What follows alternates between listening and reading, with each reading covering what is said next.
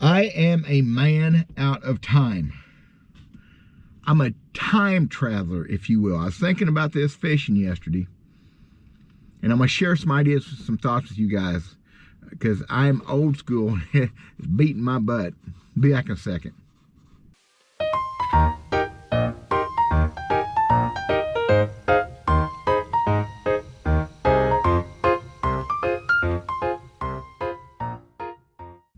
I quit, well, how's this for a real?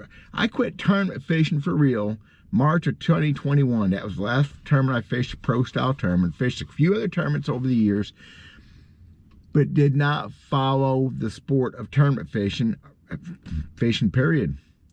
I fish a lot over the years. Did a lot of pond fishing, caught a lot of good bass, but I was way outside the mainstream of what was happening in bass fishing. And I come back in 2017, and I've talked about this before, and kind of got boom in the face.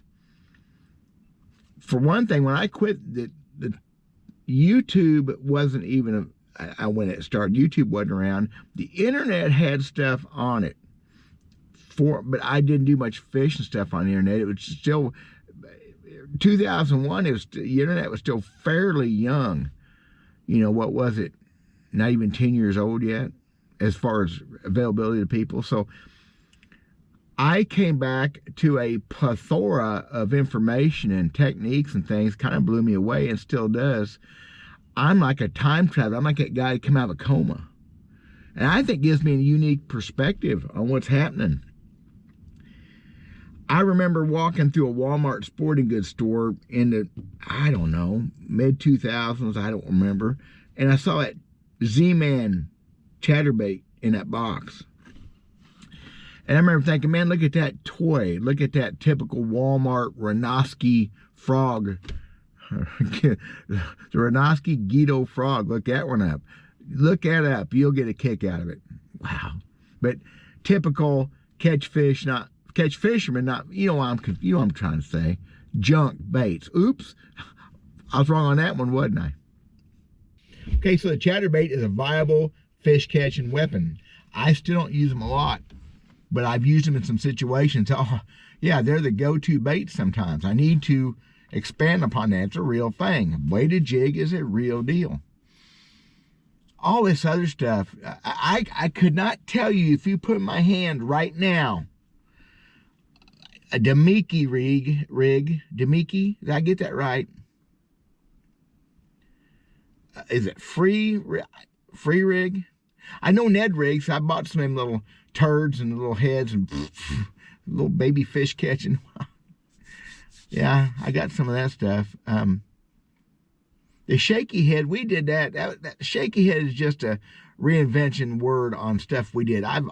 Even a big bass jig with a pork frog, I've sat there and shook it in one spot. You learn that fishing, it gets it for bedding fish. You learn to shake it, not move it very far. All these names and all these techniques, the rebirth of Carolina rig that we threw in the 80s, the first Carolina rig. I come back to all these, I'm like, what in the world? All my old stuff don't work anymore. My lunker lures, throw them away. There's whopper poppers now. Yep, no more lunker lure fishing. I own some whopper poppers. I have never thrown a whopper popper in a tournament yet. I have only thrown a whopper. Have I ever thrown a whopper popper? I've never thrown a whopper popper on a reservoir. I caught some good ones in a pond one day. Oh, they ate that sucker up. I've got some in my top water box, but I've never thrown a whopper popper on the lakes. How's that for being cutting edge? The split shot thing, what we did in the 80s, was an interesting technique. I haven't done it since I came back. It just gives a bait a whole more subtle action because you're shaking the split shot. I need to remember that one. But the drop shot, now the drop shot, I did that in the 80s, fishing for crappie really deep. You couldn't feel them bite. You put a weight below them, you could feel them bite. And it kept you from getting hung up as bad. You feel the brush. I mean, that's catfished with a drop shot. Put the weight behind the hook, behind the bait. The fish wouldn't feel the weight, and the strikes were violent. If I went catfishing in a pond today, that's what I would do. You don't put the weight in front of it, you put the weight behind. That's drop shotting. And we're going to develop, and we're going to, obviously, people are thinkers. That's why we have the thumbs. That's why we don't live in trees. We're thinkers. We find out ways to do things. Sometimes our whole goal in human nature is to find things easier, like the modern technology and the depth finders and all that I'm not talking about right now, except I just did. So I'm like a man just woke up from a 20-year coma. Technology, trolling motors. If you told me 20 years ago that you'd spend $5,000 on a trolling motor, I don't know. New props, $1,000. And they're same props. They made little improvements, but props haven't changed much in 20 years. So that's a whole other thing about how much things cost. But fishing techniques and lines, and for all the great things that have come forward that technology's done, like fishing lines, I don't use fluorocarbon. I've tried it. I don't like it. I caught so many bass for so many years with monofilament and braid. Oh, I like my braid. I used braid when DuPont came out with Kevlar. 80-pound braid. It was still small, but it was well rope. It was flat. It was, boy, I catch some bass on it. It's like it was yellow and it hurt.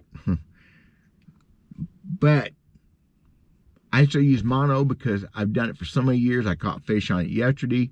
I don't see any reason to change. I tried fluorocarbons. I thought they broke easier. I thought they dinged up easier. I don't know.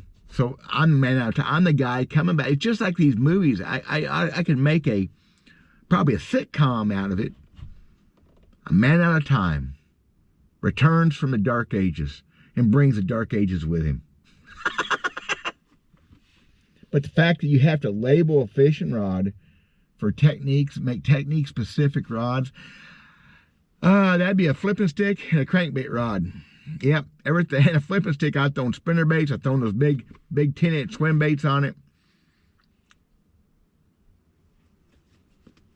A real crankbait, a medium light, a lighter, medium action, parabolic crankbait rod, huge. And a flipping stick. After that, you can give me a 7-foot medium heavy, and whatever. A 7-foot rod in a medium to medium heavy, not a stiff rod. Medium, that will do about 85% of the stuff the way we fish, y'all. It's just not that tricky. But we've made it tricky. The industry likes it tricky. They sell more stuff that way. If they get these new guys convinced that there's 10 different techniques you have to have a different rod for each one, they're going to sell more stuff. They're going to sell more fishing line. They're going to sell more baits. Unless you're watching forward-facing sonar. I did that again, didn't I? Thanks for watching, y'all. I'm a time warp, time tunnel, time enhanced idiot. I came back like I'd been asleep for 20-something years, and it's a whole new world, and I'm trying to get a hold of it. And I decided, like, I caught a lot of fish here to use my old ways, my old baits, and I had fun doing it. So that's where I'm at. God bless you guys. Thanks for watching. Hope y'all are having a wonderful day. We'll talk at you later.